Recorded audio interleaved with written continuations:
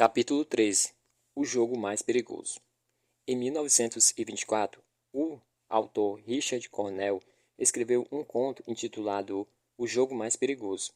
Era a história de um caçador de animais grandes, de grande porte chamado General Zagoff, que se cansou de perseguir animais e começou a caçar uma presa muito mais desafiadora e inteligente: seres humanos. Até hoje a história continua muito popular. Minha filha, Lawrence, recentemente leu o livro na escola. Pelo que sabemos, até cerca de 1980, o conto de Connell permaneceu ao campo de ficção, mas isso mudou devido a um padeiro muito educado de Anchorage, Alaska, chamado Robert Hansen. Não traçamos um perfil de Hansen ou uma estratégia de capturá-lo e identificá-lo de acordo com o nosso procedimento padrão. Em setembro, já identificara Hansen como suspeito de homicídio, mas eles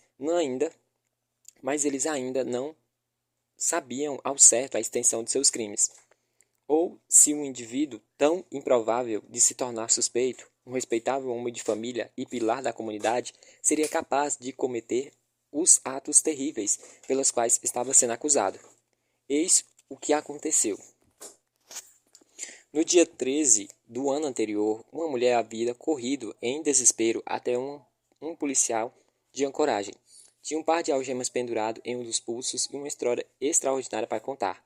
Era uma prostituta de 17 anos e fora abordada na rua por um homem ruivo, baixo e com cicatrizes de acne no rosto, que lhe oferecera $200 para fazer sexo oral nele dentro do carro. Ela disse que durante o programa ele havia prendido as algemas em seu pulso e sacado uma arma. Depois a tinha levado para a casa dele em Muldoon, uma região chique da cidade. Não havia mais ninguém lá. O sujeito declarava que se ela cooperasse e seguisse suas ordens, ele não a machucaria. Mas então ele a forçaria a tirar roupa e a estuprara e infligira dor mordendo seus mamilos e enfiando um martelo em sua vagina.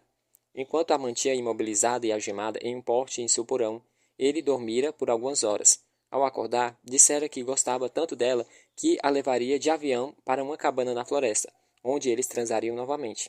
Em seguida, a levaria de volta para a ancoragem e a soltaria. No entanto, ela sabia que a chance de isso ser verdade eram muito remotas. Ele a estuprara e a atacara, e não fizera nada para esconder sua identidade. Se ele a levasse para a cabana, ela estaria em verdadeiros apuros. Na pista de decolagem, enquanto seu sequestrador guardava os suprimentos do avião, ela havia conseguido escapar. Correr o mais rápido possível, procurando por socorro. Foi quando se deparou com um policial. Pela descrição, seu sequestrador parecia ser Robert Hansen.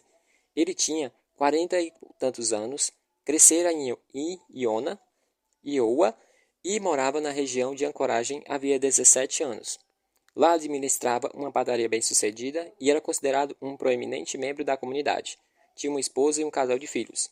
A polícia a levou de carro até a casa de Hansen, em Muldoon, que ela afirmou ser o local de sua tortura.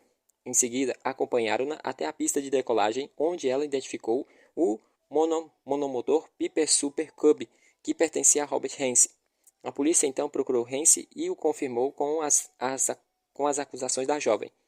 Ele foi indignado, afirmando não conhecer ela, e disse que, devido à sua proeminência, ela estava obviamente tentando tirar dinheiro dele. A ideia por si só era ridícula. Não é possível estuprar uma prostituta, é? Falou para a polícia. Além disso, ele tinha um álibi para a noite em questão. Sua esposa e 2 filhos passaram o verão na Europa, e ele estava em casa jantando com 2 sócios. Ofereceu os contatos para a polícia e os sócios confirmaram a história. A polícia não tinha provas contra Hansen além da palavra da jovem, então ele não foi preso nem indiciado. Porém, mesmo sem provas, tanto a polícia de Anchorage quanto a polícia estadual do Alasca sentiam um cheiro de fumaça e sabia que havia um incêndio em algum lugar. Anteriormente, em 1980, operários estavam escavando a estrada.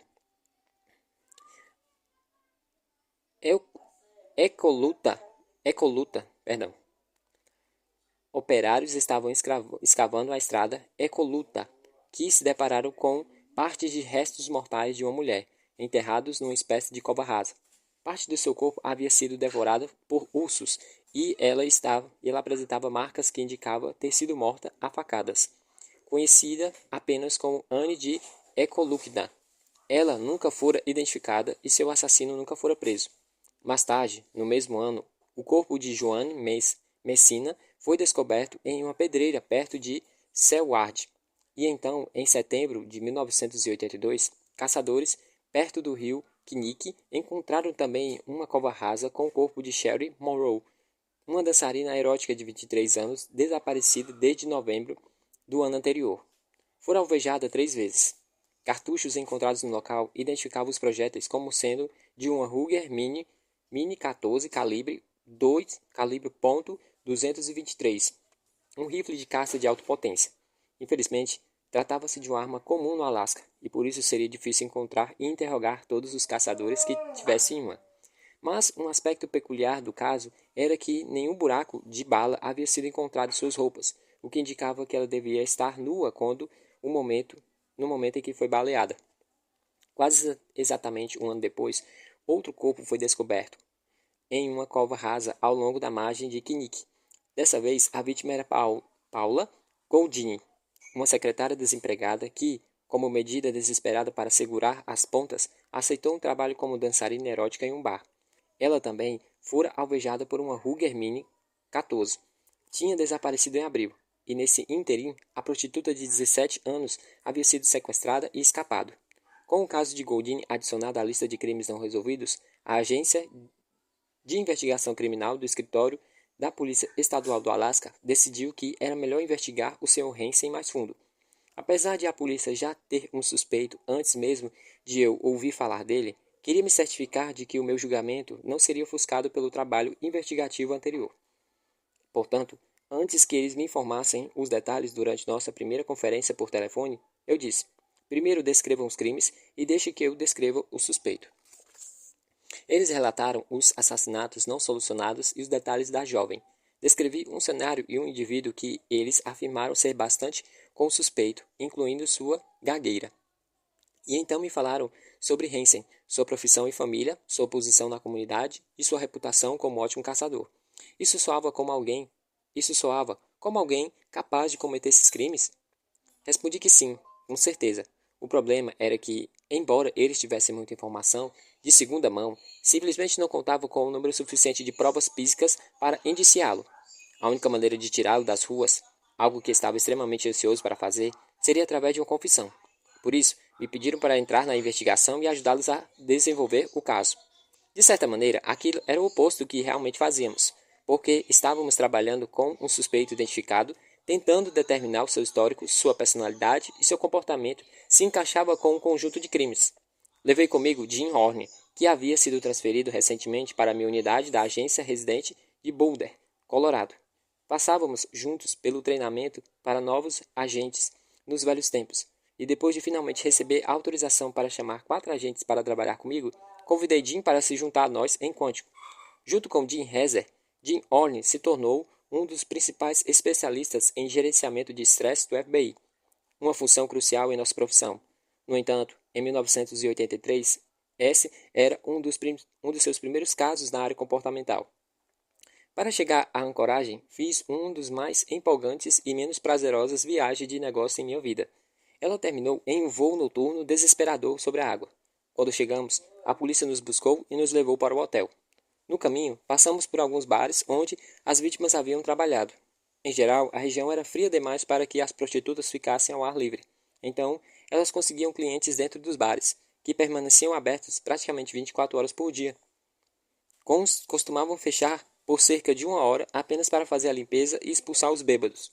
Na época, em boa parte como resultado da grande população migrante advinda da construção de dutos de petróleo, o Alasca contava com algumas das taxas de suicídio, alcoolismo e doenças venéreas mais altas do país. O estado havia se tornado a versão moderna de nossas fronteiras do faroeste. Considerei o clima geral muito estranho. Parecia haver um conflito constante entre a população nativa e aquela vinda de estados da chamada parte contígua do país. As ruas eram cheias de machões cobertos de grandes tatuagens que pareciam saídos de um comercial de Marlboro. Por conta das grandes distâncias que as pessoas precisavam viajar, parecia que quase todo mundo tinha um avião, e portanto Hansen não se destacava muito nesse aspecto. O que realmente importava para nós, nesse caso, era o fato de que aquela seria a primeira vez que a análise de perfis serviria para apoiar um mandato de busca.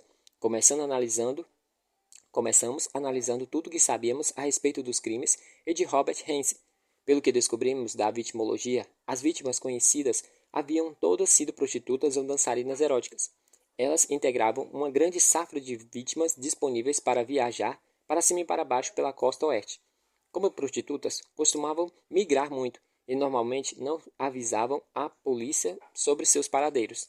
Era difícil saber se algo acontecera com uma delas até um corpo fosse encontrado. Esse foi exatamente o mesmo problema que a polícia e o FBI encararam com o assassino do Rio Green, no estado de Washington. Por isso, a escolha das vítimas era um fator extremamente importante. O assassino não só estava atacando as mulheres cuja ausência não seriam sentidas. Não sabíamos tanto o histórico de Hens, não sabíamos todo o histórico de Hens, mas os dados que tínhamos se encaixavam no padrão. Ele era baixo e magro, tinha cicatrizes profundas de acne no rosto e era gago. Calculei que houvesse tido problemas sérios com acne durante a adolescência e, se considerarmos também um distúrbio de fala, provavelmente fora caçoado e rejeitado pelos colegas, principalmente as meninas, o que confirmaria uma autoestima baixa. Talvez fosse por isso que escolhera se mudar para o Alasca, a possibilidade de recomeçar em uma nova fronteira. E sobre um ponto de vista psicológico, abusar de prostitutas é uma maneira bastante comum de se vingar das mulheres em geral. Também levei muito a sério o fato de Hansen ser conhecido como um bom caçador. Ele criara uma reputação na região por ter matado um carneiro de Dao selvagem com um tiro de besta durante uma caçada nas montanhas de Kuskokwim. Não quero sugerir que a maioria dos caçadores seja desajustada, mas pela minha experiência, se alguém já é desajustado, uma das maneiras que pode tentar compensar esse fator é caçando ou brincando com armas e facas. A gagueira grave me lembrava de David Carpenter, o matador da trilha de São Francisco. Como no caso de Carpenter, eu podia apostar que o distúrbio de fala de Hansen desaparecia quando ele se sentia mais dominante no controle. Embora fosse um cenário que nunca tínhamos visto, a julgar por todos os elementos, comecei a criar uma imagem do que acreditava estar acontecendo. Prostitutas e dançarinas exóticas haviam sido encontradas mortas em áreas remotas da floresta, com feridas à bala que haviam causado por uma arma de caça. Em pelo menos um dos casos, tiros haviam sido disparados em um corpo nu. A garota de 17 anos, que disse ter escapado, afirmou que Robert Hansen tinha a intenção de levá-lo de avião até sua cabana na floresta. Hansen mandara a esposa e os filhos para a Europa durante o verão e estava sozinho em casa. Eu acreditava que, assim como o general Zaroff em The Most Dangerous Game, Robert Hansen havia se cansado de veados, ursos e carneiros da Dal e voltado sua atenção para presas mais interessantes. Zaroff explicava que costumava capturar marinheiros naufragados nas rochas intencionalmente não sinalizando do canal que levava à ilha. Caço a escória da terra, marinheiros de navios de vagabundos, um cavalo ou um bom cão pedigree mais vale do que 20 deles. Eu imaginava que Hansen tivesse a mesma opinião sobre prostitutas. Eram pessoas que podiam considerar menores e menos valiosas do que ele, e não precisavam muito ser eloquente para convencê-las a acompanharem. Era só buscar uma, torná-la sua prisioneira, levá-la para o avião até o meio do mato, despi-la, soltá-la e depois caçá-la com uma faca ou uma arma de fogo. Seu modus operandi não fora assim desde o início. Ele teria começado simplesmente matando as primeiras, depois usando o avião para levar seus corpos a um lugar distante. Era crimes de ódio. Ele se excitava ao ver suas vítimas implorando pela vida. Era como um caçador em um momento que ele teria se dado conta que poderia combinar essas diferentes atividades, levando-as vivas de avião até o meio do mato, depois caçando-as por esporte e por mais satisfação sexual. Seria o ápice do controle, e se tornaria viciante. Ele iria querer fazer a mesma coisa mais e mais vezes. E isso me levou aos detalhes do mandato de busca. Eles queriam que Jim e eu dessemos uma declaração legal que pudesse ser levada ao tribunal, explicando o trabalho com perfis, o que esperávamos encontrar com a busca e o raciocínio por trás de nossa afirmação. Ao contrário de um criminoso comum ou de alguém com com quem a arma não passa de uma ferramenta intercambível, para Hansen, o rifle de caça seria um objeto importante. Portanto, previ que o rifle estaria dentro da casa dele, mas não em um lugar visível. Estaria no entrepiso, através de um revestimento ou de uma parede falsa, escondido no sótão, em algum local assim. Também previ que o suspeito seria um acumulador, não exatamente por razões usuais. Muitos assassinos sexuais levam souvenirs de suas vítimas, como os que presenteiam as mulheres de seu convívio, como forma de demonstrar dominância e reviver a experiência. Hansen, no entanto, não podia pendurar a cabeça de uma mulher na parede, como fazia com os animais de grande porte. Então, eu acreditava que ele provavelmente levaria outro tipo de troféu. Não havia qualquer evidência de mutilação dos corpos. Eu imaginava que ele levasse joias e que daria de presente para a esposa ou para a filha depois de inventar uma história a respeito de sua origem. Ele não pareceria ter guardado as roupas íntimas das vítimas ou qualquer outro item que soubéssemos, mas talvez guardasse pequenas fotos ou algum objeto encontrado em sua carteira. E pela experiência que tenho com esse tipo de personalidade, imaginei que poderíamos encontrar um diário ou uma lista documentando suas façanhas. O próximo passo era demonstrar o seu álibi. Não seria nada mais do que para os dois sócios afirmarem que estava com ele na noite em questão, se isso representasse risco algum. Mas, se quiséssemos criar um alto risco, talvez a coisa mudasse de figura. A polícia de Anchorage convenceu o promotor distrital a autorizar uma grande júri para investigar o sequestro e a agressão contra a jovem prostituta que identificara Hansen. Os empresários, portanto, foram novamente procurados pela polícia, que lhes pediu para contar suas histórias de novo. Mas dessa vez eles foram informados de que, se fossem comprovados que estavam mentindo para o grande júri, enfrentariam problemas sérios com a lei. Como previmos, isso foi o suficiente para mudar a situação. Os dois homens admitiram que não estavam com Hansen naquela noite e que o colega havia pedido para que eles o ajudassem com o que descrevera como uma situação constrangedora. Hansen então foi preso sob acusações de sequestro e estupro. Um mandato de busca em sua casa foi expedido imediatamente. Lá a polícia encontrou um rifle Ruger Mini 14. Testes balísticos ligaram a arma aos cartuchos encontrados perto dos corpos. Como imaginávamos, Hansen tinha bem equipado sala de troféus. Tinha uma bem equipada sala de troféus, onde havia televisão cercado por cabeças de animais, presas de morsas, chifres e galhadas, pássaros empalhados e peles no chão. Sobre as duas tábuas corridas do porão, a polícia encontrou mais armas, além de várias joias baratas pertencentes às vítimas. Um dos itens era um relógio Timex. Ele havia presenteado a esposa e a filha com os outros itens. Também foram encontrados uma carteira de motorista e outros documentos de identidade de algumas mulheres mortas. Não acharam um diário, mas algo equivalente, um mapa de aviação com marcas de onde ele deixara seus vários corpos. É claro que todas essas provas eram suficientes para prendê-lo, mas sem um mandato não as teríamos encontrado. E, para esse caso, só havíamos conseguido um mandato ao demonstrar para o juiz que existiam provas comportamentais o suficiente para justificar a busca. Desde então, já ajudamos diversas vezes na obtenção de declarações legais para mandatos de busca, entre os quais o mais notável talvez seja no caso de Steven Pennell, o assassino do I-40 de Delaware, que fora executado em 1992 por tortura e matar mulheres que sequestrava em sua van especialmente adaptada. Quando a polícia de Anchorage e a polícia estadual do Alasca enfim interrogaram Robert Hansen em fevereiro de 1984, eu estava em casa me recuperando do meu colapso em Seattle. Roy Rosenwood, que heroicamente me substituíra enquanto continuava trabalhando em seus próprios casos, instruiu a polícia a respeito de técnicas de interrogatório. Como fizera quando a polícia confrontou pela primeira vez com acusações de sequestro, Hansen negou tudo. Ele apelou para sua vida familiar feliz e o seu sucesso como empresário.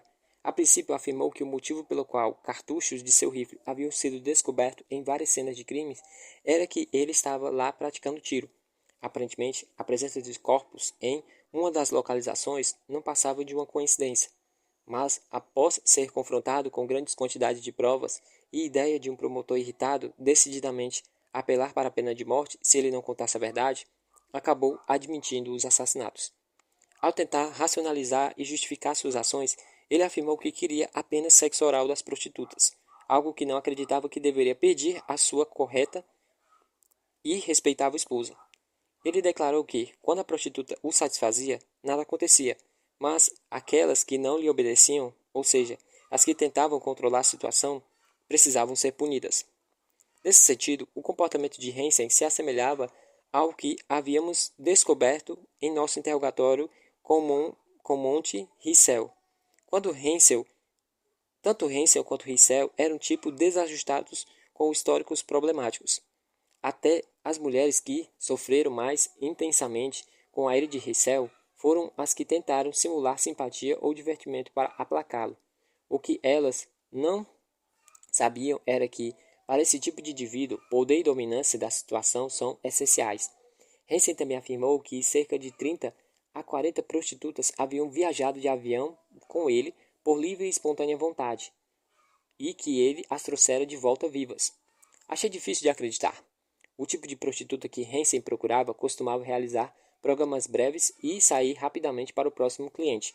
Quando trabalham com isso há algum tempo, em geral sabem avaliar as pessoas muito bem. Elas não entrariam no avião de um cliente que acabaram de conhecer com destino a um lugar isolado.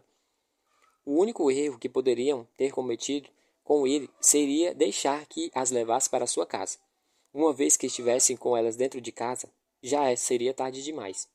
Assim como seu equivalente ficcional, General Razov, Hansen afirmou que caçara e matava apenas determinado tipo de pessoa. Ele nunca considerava caçar mulheres decentes, mas acreditava ser justo caçar prostitutas ou dançarinas eróticas. Não estou dizendo que odeio todas as mulheres. Não odeio, mas acho que as prostitutas são pessoas que consideram muito baixas do que eu. Era como o jogo, onde elas precisavam lançar a bola para que eu pudesse rebater. Depois que ele começou a caçar, os assassinatos se tornaram uma espécie de anticlímax. A emoção, disse Hansen aos interrogadores, estava na perseguição. Ele confirmou nossas suspeitas a respeito de seu histórico. Havia crescido em Pocahontas, Iona, onde seu pai trabalhava como padreiro. Robert furtava lojas durante a infância e continuou furtando depois que crescera e já podia pagar pelo que queria, apenas por diversão. Segundo ele, seus problemas com as meninas começaram no colégio. Ele se ressentia do fato de sua gagueira e seu grave problema com acne afastava as pessoas. Como eu me parecia e falava como uma aberração. Sempre que olhava para uma garota, ela desviava o olhar. Ele teve uma passagem insignificante pelo exército. Depois se casou com 22 anos. Em seguida foi condenado por uma série de incêndios criminosos e furtos. Divorciou-se e casou-se novamente mais tarde. Mudou-se para o Alasca, depois de sua segunda esposa, se formou na faculdade. Lá poderia recomeçar a vida. Contanto, seus problemas com a lei continuaram por vários anos, incluindo repetidas acusações de agressão contra a mulher que aparentemente haviam rejeitado suas investidas. Um dado interessante é que como tantos outros, ele dirigia um Fusca na época. No dia 23 de fevereiro de 1984, Hansen confessou a culpa por 4 acusações de homicídio, uma de estupro, uma de sequestro, uma série de furtos e uma posse ilegal de armas. Ele foi condenado a 499 anos de prisão. Uma das questões a que precisamos responder ao caso Hansen antes que a polícia soubesse como proceder eram se todas as mortes de prostituta e dançarinas eróticas registradas em A Coragem tinham sido ou poderia ter sido cometidas pelo mesmo indivíduo. Tende a ser uma questão essencial na análise criminal investigativa. Mais ou menos na mesma época em que a primeira vítima de Robert Hansen foi descoberta no Alasca, fui convidado pelo Departamento de Polícia de Buffalo, Nova York, para avaliar uma série de crimes que pareciam ser de ódio e de cunho racial. No dia 22 de setembro de 1980, um garoto de 14 anos, chamado Glenn Dunn, foi baleado e assassinado num estacionamento de um supermercado. Testemunhas descreveram o atirador como um jovem branco. No dia seguinte, Harold Gree de 32 anos, foi alvejado em uma lanchonete de fast food no subúrbio de Cheater-Tawaga. Na mesma noite, Emmanuel Thomas, de 30 anos, foi assassinado na frente de casa, no mesmo bairro onde o homicídio do dia anterior acontecera. E no dia seguinte, outro homem, Joseph McCoy, foi morto em Niagara Falls, até onde se sabia, apenas dois fatores ligavam esses assassinatos gratuitos.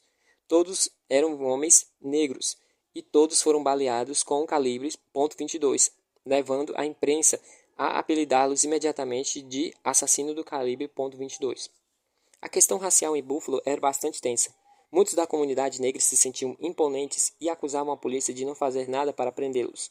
De certa maneira, a situação se parecia com os horrores que assolavam Atlanta. Como acontece muitas vezes nesse tipo de situação, as coisas não melhorariam imediatamente, elas só piorariam. No dia 8 de outubro, um taxista de 71 anos chamado Piller Edward foi encontrado na mala de seu táxi no subúrbio de Anchette, com o coração arrancado do peito. No dia seguinte, outro taxista negro, Ernest Jones, de 40 anos, foi encontrado na margem do rio Niagara na mesma situação. Seu táxi, coberto de sangue, foi achado a alguns quilômetros de distância dos limites da cidade de Buffalo. Um dia depois, na sexta-feira, um homem branco que se encaixava mais ou menos na descrição do assassino do calibre 22 encontrou no quarto de hospital de Colin Colby. Entrou no quarto de hospital de Colin, de 37 anos, iniciou "Odeio crioulos" e começou a estrangular o paciente. O intruso só parou e fugiu quando o enfermeiro entrou no quarto, salvando a vida de Colin. A comunidade ficou em alvoroço. Agentes públicos estavam preocupados que uma reação em grande escala de grupos de ativistas negros fosse iminente. A pedido do saque de Buffalo, Richard Bretzig viajara para fora no final de semana. Bretzig era um cara correto e íntegro, um verdadeiro homem de família e um dos principais membros do grupo conhecido como Máfia Mormon do FBI. Não se esqueça de uma placa que ele tinha em seu escritório que dizia algo como: "Se um homem falha em casa, ele falha na vida." Como sempre tento fazer, estudei a vitimologia primeiro. Como a polícia sugeriu, realmente não havia denominadores comuns entre as 6 vítimas, exceto a raça, e, eu achava, azar de estarem no lugar errado na hora errada. Estavam mais do que claro que os disparos do calibre .22 haviam sido realizados pelo mesmo indivíduo. Eram homicídios com foco na missão, ao estilo de um verdadeiro assassino. A única psicopatologia evidente nesses crimes era o ódio doentio por negros. Tudo mais a respeito deles parecia desinteressar e distante. Eu conseguia imaginar esse indivíduo se ajustando a grupos de ódio ou até mesmo a grupos com objetivo ou vários valores positivos, como a igreja, e se convencendo de que estava contribuindo com eles. Por isso, consegui imaginá-lo se juntando ao exército, de onde, no entanto, teria sido rapidamente dispersado por motivos psicológicos e por não conseguir se adequar à vida militar. Ele era um indivíduo racional e organizado, e seu delirante sistema preconceituoso seria ordenado e lógico.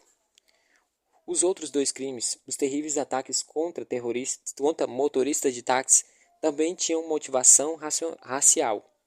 Mas, nesses casos, eu não achava que estivéssemos lidando com o mesmo assassino.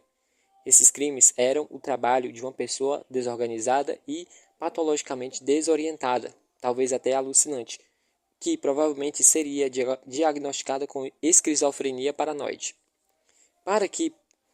Para mim, as cenas dos crimes refletiam ira, excesso de controle e de violência. Se os 4 casos envolvendo disparos e as 2 eviscerações tivessem sido perpetrados pelo mesmo indivíduo, significava uma desintegração severa da personalidade entre os assassinatos de Joseph McCoy e Piller Edward, menos a menos de 2 semanas depois. Isso não combinava com o incidente no hospital, se é que aquela pessoa realmente era o assassino do calibre 22. E meu instinto e minha experiência me diziam que as fantasias doentias do removedor de coração estavam se acumulando havia muito tempo, pelo menos por alguns anos.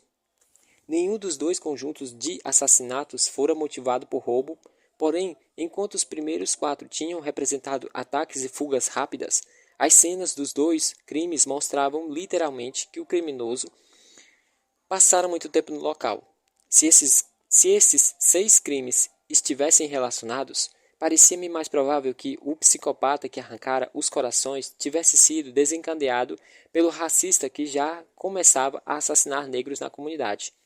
No dia 22 de dezembro, no centro de Nova York, 4 negros e um hispânico foram esfaqueados até a morte em um período de 13 horas pelo retaliador do centro. 2 outras vítimas negras escaparam da morte por pouco.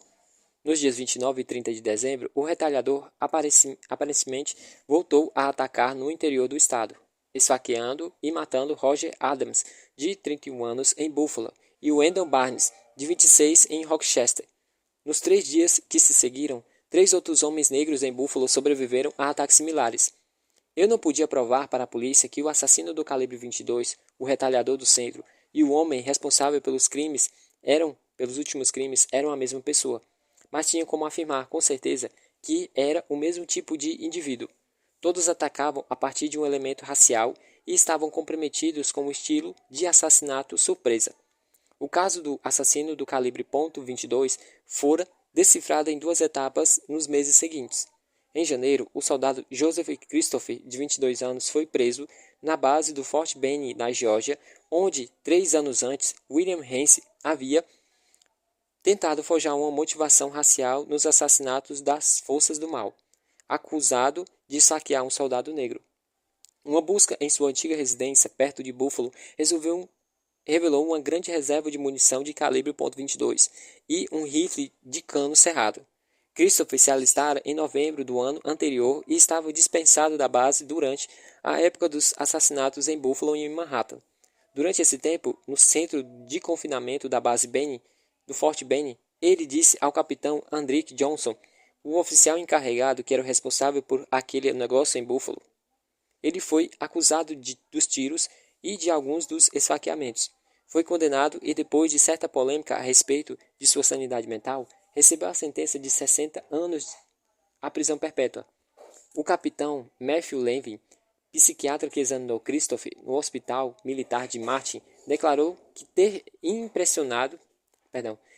ter ficado impressionado com como Christopher se encaixava no perfil do assassino do calibre 22. Como previsto pelo perfil, o sujeito não se ajustou bem à vida militar. Christopher não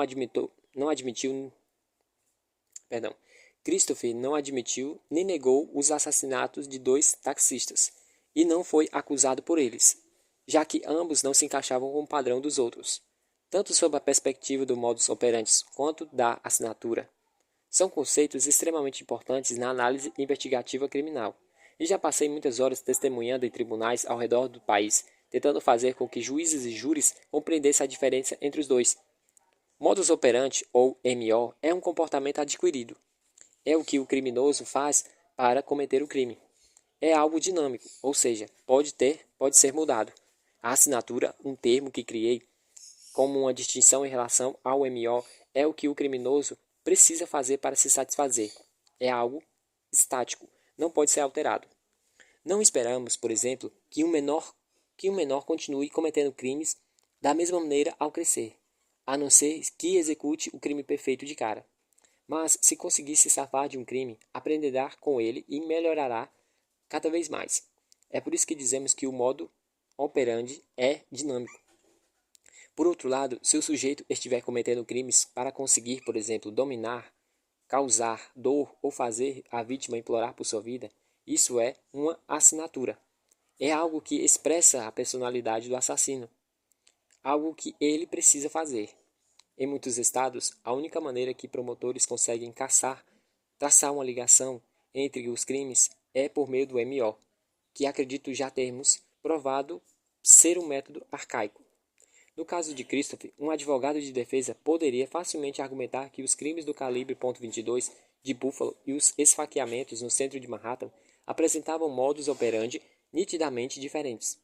E ele tinha razão, mas a assinatura era parecida, uma proporção por assassinar homens negros aleatoriamente, movido pelo ódio racial. Por outro lado, os crimes por tiro e as aviscerações me parecem ter assinaturas significantes e diferentes. O indivíduo que arrancou os corações, embora ainda tivesse uma motivação subjacente, apresentava uma assinatura ritualizada e obsessiva compulsiva. Cada tipo precisa ganhar alguma coisa com o crime, mas cada um precisa de algo diferente. As disparidades entre MO e assinatura podem ser sutis, considerando, por exemplo, o caso do assaltante do banco no Texas que obrigou todos os reféns a se despirem, colocando-os em poses sexuais e tirando fotos. Essa é a sua assinatura. Aquilo não era algo necessário ou favorável para a execução do assalto. Na verdade, fez com que ele passasse mais tempo dentro do banco e, portanto, significou um risco maior de ser pegue. E apesar disso, foi algo que ele claramente sentiu que precisava fazer. Algo, considerando o caso de um assaltante de banco em Grand Rapids, Michigan, viajei até lá para prestar uma consultoria no local do evento.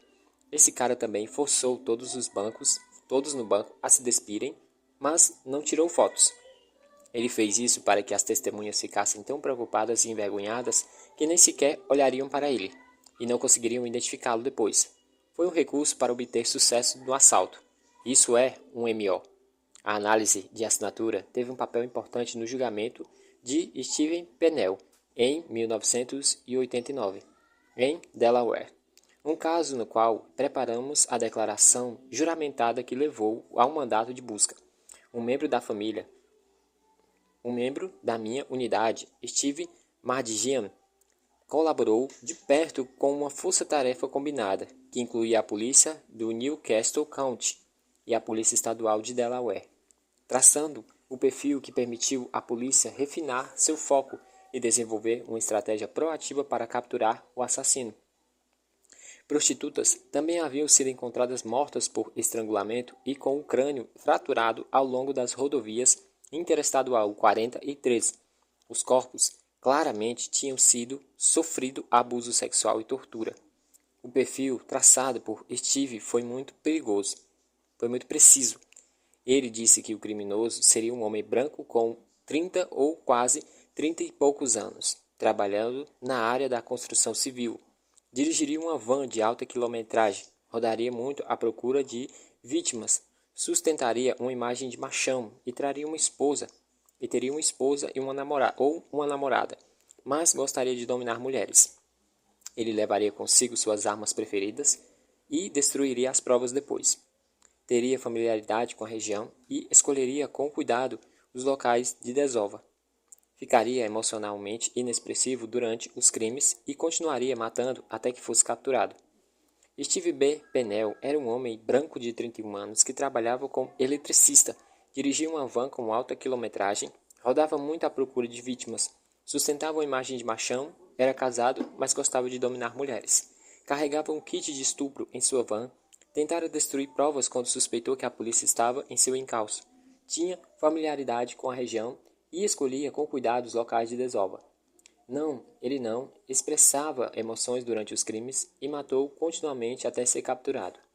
Foi localizado quando Mardigian sugeriu o uso de um policial se passando por uma prostituta como isca. Durante 2 meses, o oficial Renner C. Lano frequentou as rodovias, sempre procurando um homem com uma van que parasse e se encaixasse na descrição do perfil. Eles estavam especialmente interessados no tapete da van. A polícia havia encontrado fibras azuis compatíveis com o tapete de um carro em uma das vítimas. Se uma van de fato parasse para ela, Lano tinha ordens claras de não entrar. Apesar de estar usando um aparelho de escuta, isso poderia significar sua morte. Ela ela deveria tentar apenas descobrir o máximo possível. Quando um cara que se encaixava nas características do perfil enfim parou, ela começou a conversar com ele e a negociar extensivamente o preço de seus serviços pela porta da carona. Assim que notou o tapete azul, recolocou, Renner começou a elogiar a van e enquanto conversavam,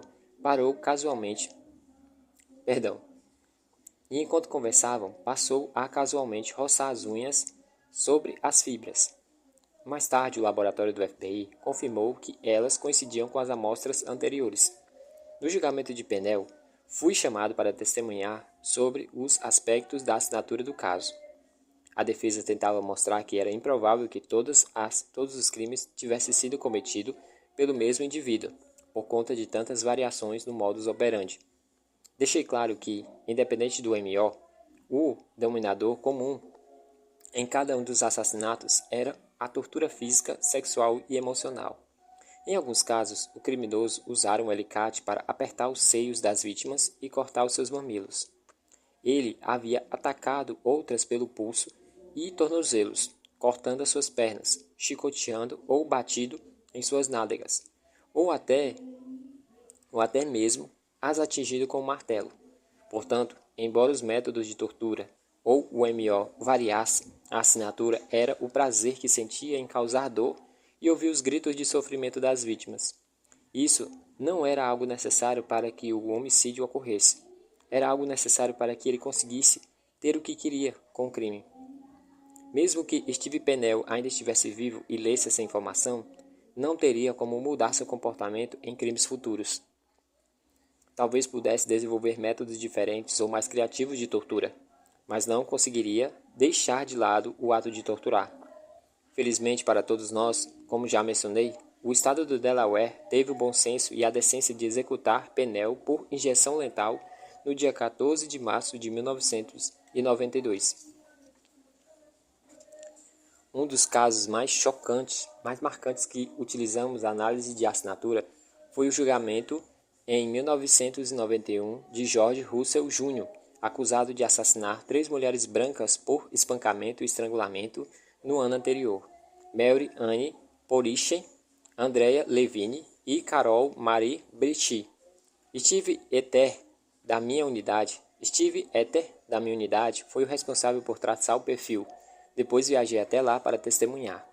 Nesse tipo de caso, a acusação sabia que não conseguia uma condenação baseada em um único homicídio.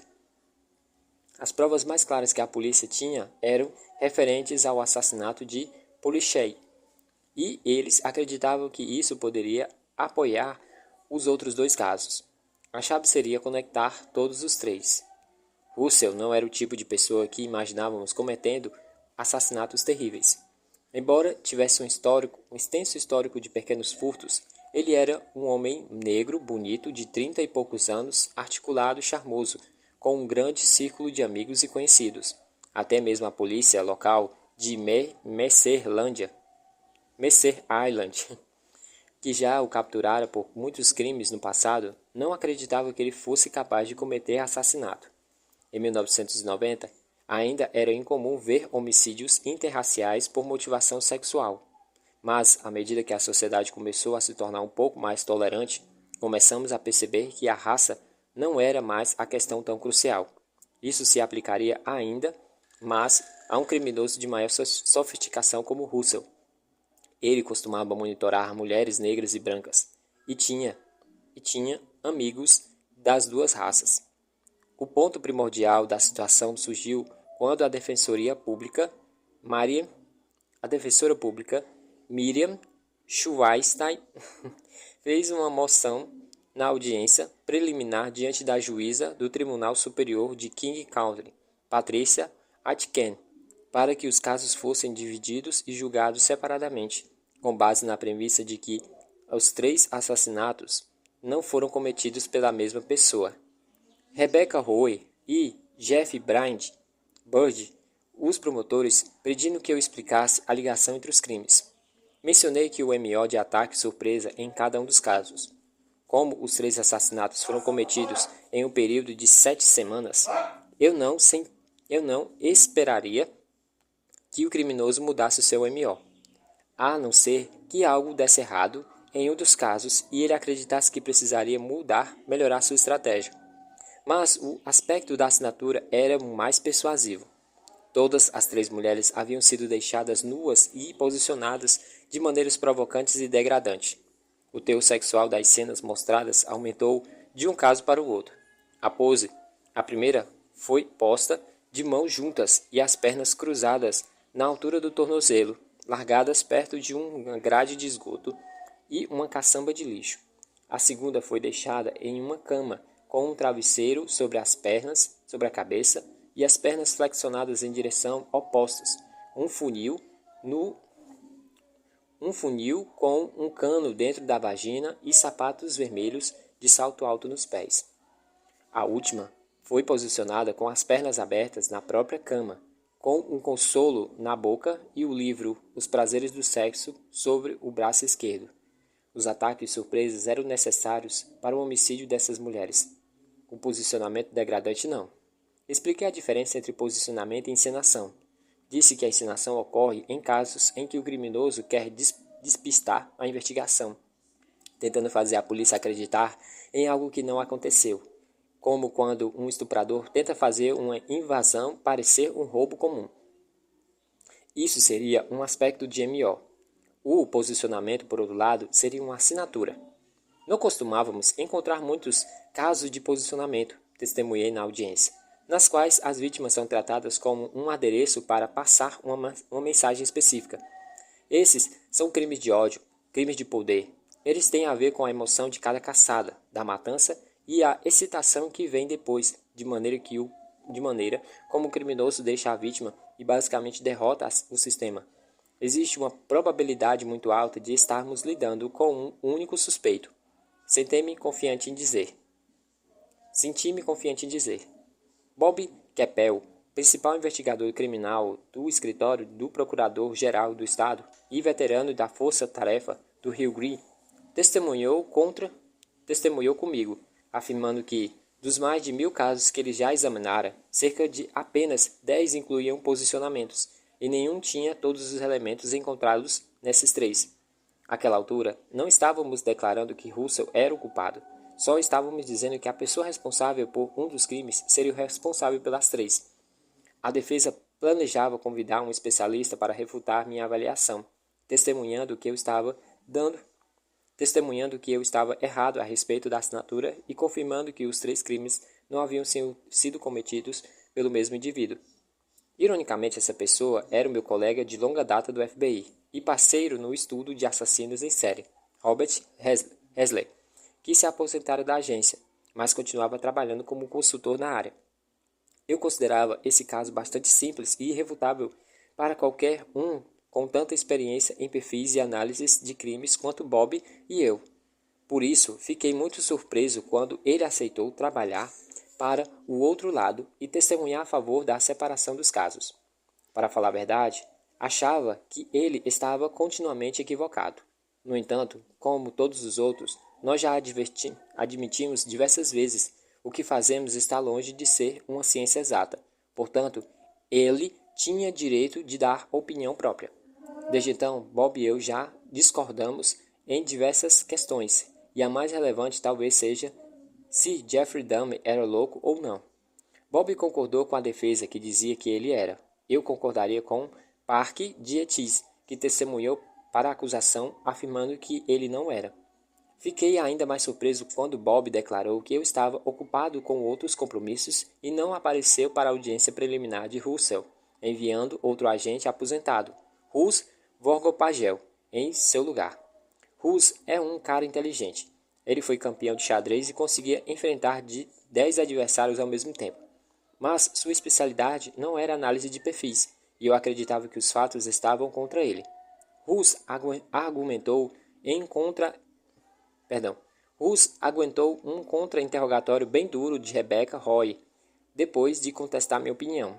No fim da audiência, a juíza Aitken determinou que, com base na evidência de assinatura apresentada por mim e por Keppel, a respeito da probabilidade de existir um único criminoso nos 3 casos, eles seriam julgados juntos.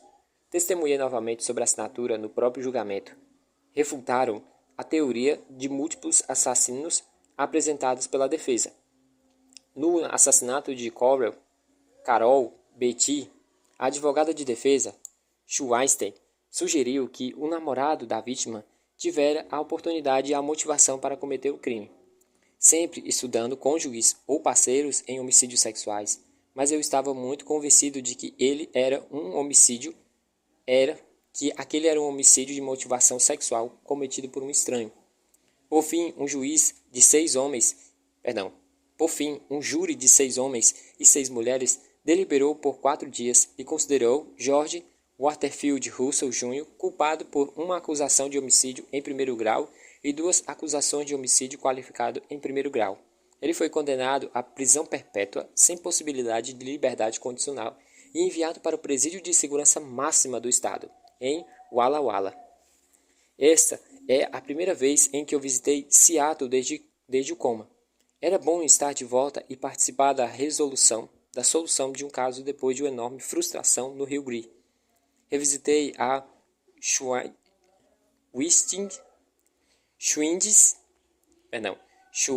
Swedish Hospital e fiquei satisfeito em ver que eles ainda tinham a placa que eu lhes dera em agradecimento. Voltei ao Hilton para descobrir se conseguiria me lembrar de alguma coisa, mas não fui bem sucedido.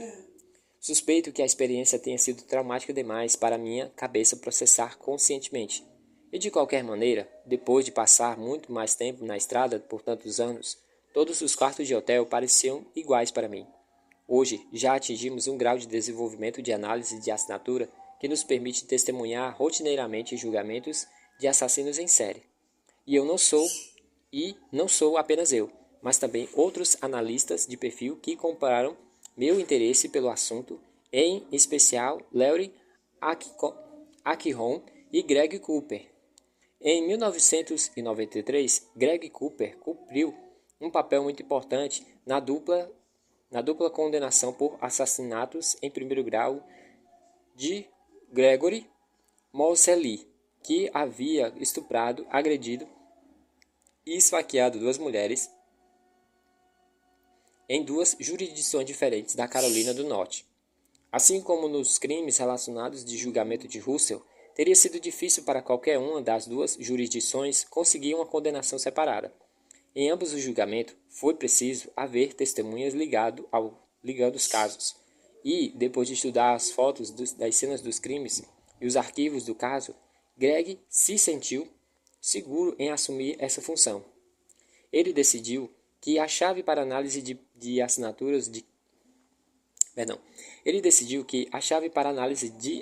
nos casos de Moseley deveria ser o excesso de violência. Ambas as vítimas eram mulheres de 20 e poucos anos, solitárias, solteiras e portadoras de algum tipo de deficiência que frequentavam a mesma boate de música country, onde foram sequestradas por alguns meses de intervalo. As 2 haviam sido gravemente espancadas. Poderiam inclusive dizer que foram espancadas até a morte, exceto pelo fato de que também foram estranguladas manualmente e por um garrote. Uma delas levara 12 facadas e haviam evidências de penetração vaginal e anal. Um dos casos contava com provas forenses, incluindo o DNA de sêmen ligado a Moseley ao crime. Ambos os crimes de estupro, tortura e assassinatos haviam sido cometidos em áreas reservadas e os corpos desovados em locais isolados e remotos. Greg testemunhou em primeiro grau, afirmando que as provas comportamentais de assinatura indicavam a possibilidade desajustada de um assédio sexual, de um sádico sexual. Seu desajuste podia ser percebido claramente pela escolha das vítimas. Seu sadismo podia ser percebido ainda mais claramente pelo que fazia com eles. Ao contrário de muitos tipos desajustados e desorganizados, ele não as manteve antes de mutilar os seus corpos. Queria estar totalmente no controle físico e emocional. Queria ser aquele que infligia dor às vítimas e se deliciar com a resposta provocada pela crueldade. A partir de seu testemunho no primeiro caso, Greg ajudou a acusação a introduzir o segundo assassinato. Moseley foi condenado a pena de morte. No segundo julgamento, 9 meses depois, Greg conseguiu fazer o mesmo, levando outra convicção e outra pena de morte. Durante seu primeiro testemunho, Greg e Moseley se encararam enquanto Greg descrevia a personalidade de Moseley para um tribunal lotado. Pela expressão sombria do réu, Greg percebeu que ele estava pensando: como diabos podem saber de tudo isso? A pressão foi intensa. Se Greg tivesse falhado, o caso seria descartado e o outro poderia ter sido comprometido sem chance de voltar atrás. Quando Moseley viu Greg pela primeira vez em seu segundo julgamento, murmurou para os seus acompanhantes policiais: lá vem esse filho da puta que vai tentar acabar comigo de novo. Tradicionalmente, para se conseguir uma acusação e uma condenação bem-sucedidas em um caso de homicídio, é preciso ter provas forenses conclusivas, testemunhas oculares ou uma confissão, ou mesmo uma prova circunstancial boa e concreta. Agora, como nosso trabalho com perfis comportamentais a partir de cenas de crimes ou análise de assinaturas, é uma flecha na aljava da polícia e da promotoria. Por si só, ela não costumava ser suficiente para garantir uma condenação, mas, quando adicionada a um ou dois desses outros elementos, assume uma capacidade superior de conectar vários crimes e ser exatamente o que se precisa para garantir um caso. Assassinos em séries fazem um jogo muito perigoso. Quanto melhor compreendemos a maneira como jogam, maior será a nossa vantagem sobre eles.